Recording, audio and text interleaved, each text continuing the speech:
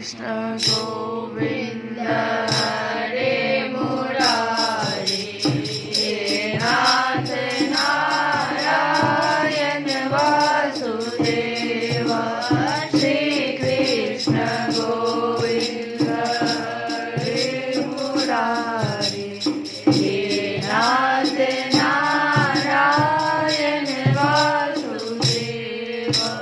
हे नाथ नारायण वासुदेव, हे नाथ नारायण वासुदेव, हे नाथ नारायण वासुदेव, हे नाथ नारायण वासुदेव।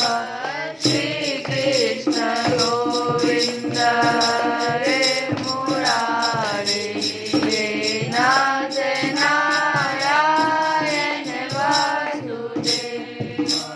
राम हरे राम,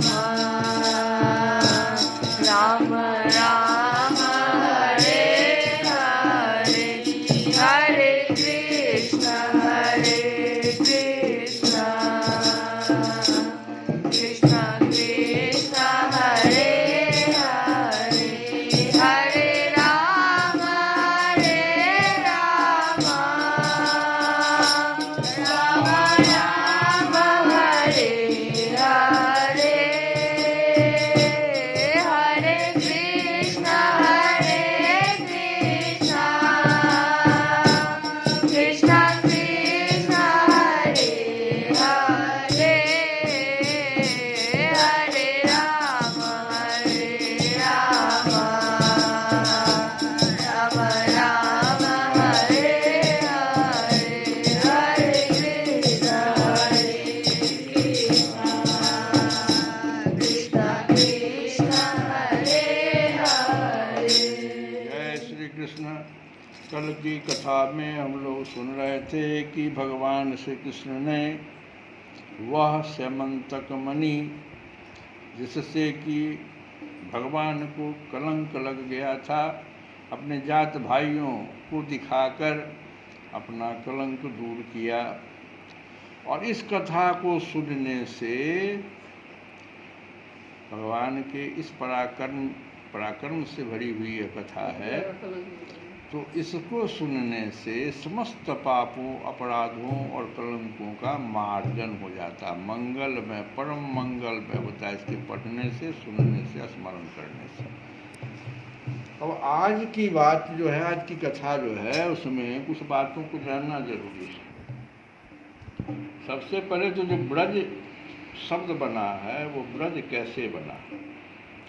तो भगवान का पैदल चरण कमल समुच्चय जिस स्थान पर रहा वो ब्रह्मरज कहलाया। वो स्थान पूरा ब्रह्मरज कहलाया। और ब्रह्मरज का पहला अक्षर प्र और रज का अंतिम अक्षर ज, उससे ब्रज बना। ये बहुत अच्छी बात। जैसे राधा माधव शब्द है, व्याकरण तो रामा शब्द है, राम रामा, यहाँ राम और दक्षिण भारत में रामा। तो रा पहला अक्षर और माधव माँ, राधा माधव। राधे श्याम, राम का ही है, रा पहला अक्षर और श्याम में मौ का लास्ट अक्षर, राधे श्याम। तो ऐसे ही ब्रह्मरज। तो कहा गया, इससे पहले कथा हम लोग सुने थे, उसमें आया था कि नेत्र जो है ना, वह नेत्र बेकार है जो भगवान का दर्शन नहीं करे। रुक्मिणी जी ने भी ऐसा एक बार युद्ध किया था।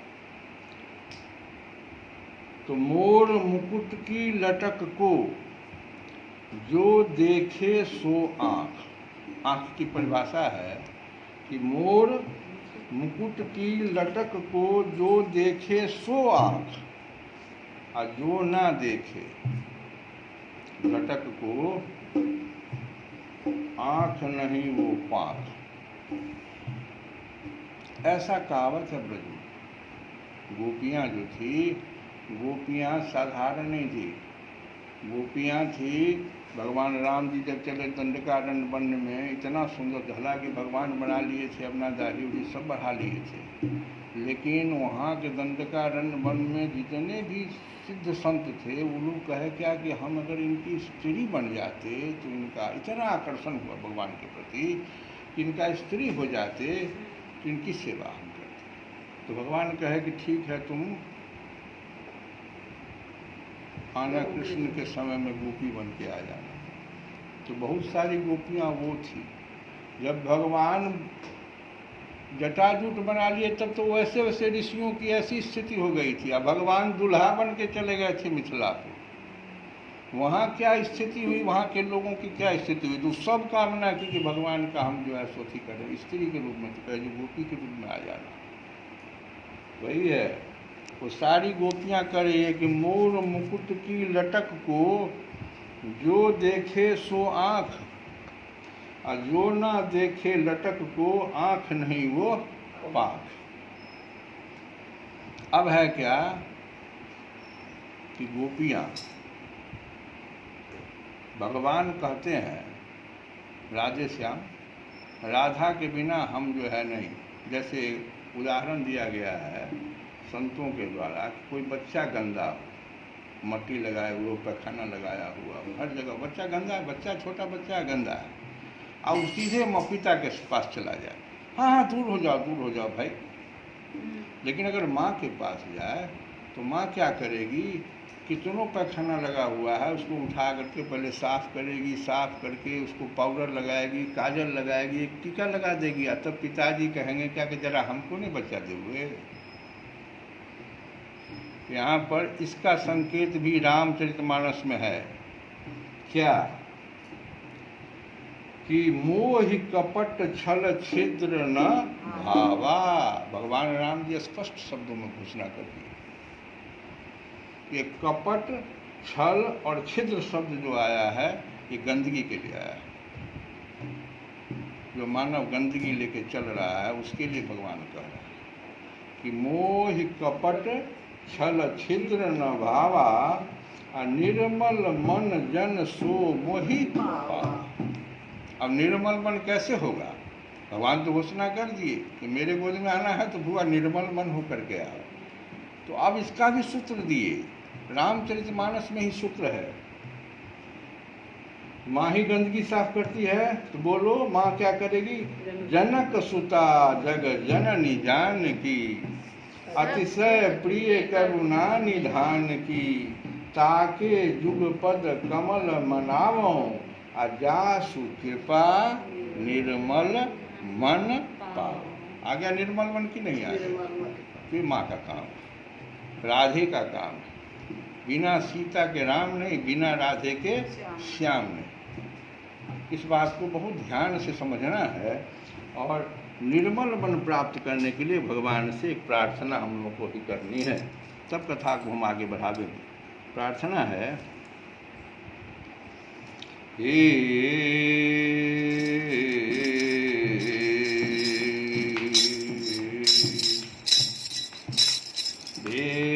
प्रभु मुझे बता दो, हे प्रभु मुझे बता दो, चरणों में कैसे आऊं, माया के बंधनों से अब मुक्ति कैसे पाऊं। हे प्रभु मुझे बता दो, चरणों में कैसे आऊं, माया के बंधनों से अब मुक्ति कैसे पाऊं। हे प्रभु मुझे बता। प्रेम से गाओ। मुझे बचा दो। चरणों में कैसे आऊं, माया के बंधनों से अब मुक्ति कैसे पाऊं। आगे कहते हैं, न जानू कोई पूजन, न जानू कोई पूजन, अज्ञान हूँ मैं भगवन, न जानू कोई पूजन, अज्ञान हूँ मैं भगवन। करना कृपा दयालु, करना कृपा दयालु, बंधन से छूट जाऊं, हे प्रभु मुझे बचा दो। चरणों में कैसे आऊं, माया के बंधनों को अब मुक्ति कैसे पाऊं, हे प्रभु मुझे बचा दो। मैं हूँ पतित स्वामी, मैं हूँ पतित स्वामी, तुम हो पतित पावन, मैं हूँ पतित स्वामी, तुम हो पतित पावन। अब गुण भरा हृदय, अब गुण भरा हृदय,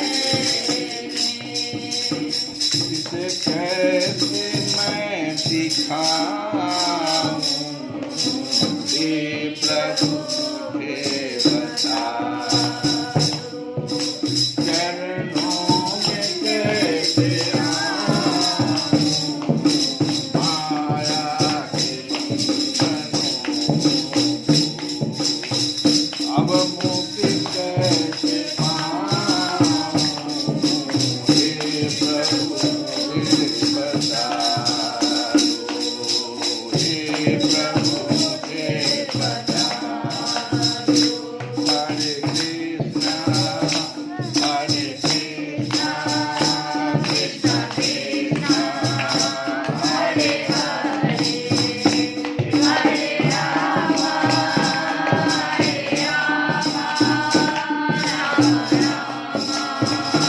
हरे हरे, हरे कृष्णा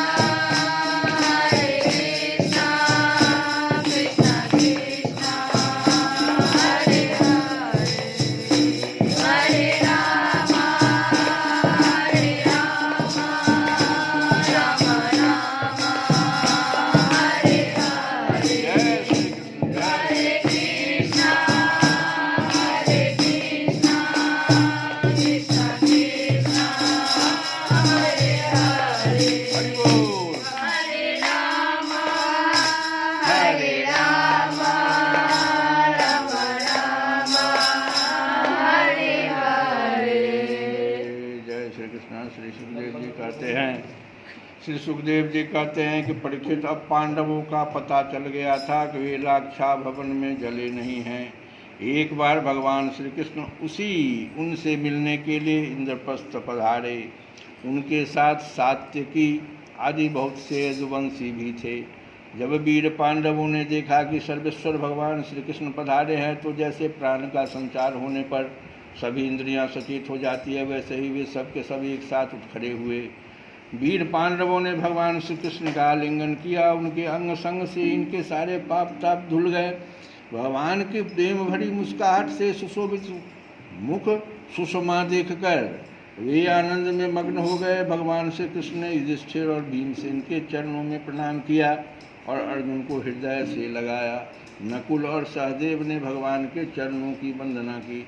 जब भगवान श्री कृष्ण श्रेष्ठ सिंहासन पर विराजमान हो गए, तब परम सुंदरी श्याम वर्णा द्रौपदी, जो नवविवाहिता होने के कारण तनिक लजा रही थी, धीरे धीरे भगवान श्री कृष्ण के पास आई और उन्हें प्रणाम किया। पांडवों ने भगवान श्री कृष्ण के समान ही वीर सात्विकी का भी स्वागत सत्कार और अभिनंदन वंदन किया। वे एक आसन पर बैठ गए। दूसरे यदुवंशियों का भी यथायोग्य सत्कार किया गया तथा वे भी श्री कृष्ण के चारों ओर आसनों पर बैठ गए। इसके बाद भगवान श्री कृष्ण अपनी फुआ कुंती के पास गए और उनके चरणों में प्रणाम किया। कुंती जी ने अत्यंत स्नेहवश उन्हें अपने हृदय से लगा लिया। उस समय उनके नेत्रों में प्रेम के आंसू छलक आए। कुंती जी ने श्री कृष्ण से अपने भाई बंधुओं की कुशल क्षेम पूछी और भगवान ने भी उनका यथोचित उत्तर देकर उनसे उनकी पुत्र वधू द्रौपदी और स्वयं उनका कुशल मंगल पूछा। उस समय प्रेम की विह्वलता से कुंती जी का गला रुंध गया था, नेत्रों से आंसू बह रहे थे। भगवान के पूछने पर उन्हें अपने पहले के क्लेश पर क्लेश याद आने लगे और वे अपने को बहुत संभाल कर, जिनका दर्शन समस्त क्लेशों का अंत करने के लिए हुआ करता है, उन भगवान श्री कृष्ण को कहने लगी, श्री कृष्ण, जिस समय तुमने हम लोगों को अपना कुटुंबी संबंधी समझकर स्मरण किया और हमारा कुशल मंगल जानने के लिए भाई अक्रूर को भेजा, उसी समय हमारा कल्याण हो गया। हम अनाथों को तुमने सनाथ कर दिया। मैं जानती हूँ कि तुम संपूर्ण जगत के परम हितैषी सुहृद और आत्मा हो। यह अपना है और यह पराया, इस प्रकार की भ्रांति तुम्हारे अंदर नहीं है। ऐसा होने पर भी श्री कृष्ण, जो सदा तुम्हें स्मरण करते हैं, उनके हृदय में आकर तुम बैठ जाते हो और उनकी क्लेश परंपरा को सदा के लिए मिटा देते हो। श्री कृष्ण गोविंद।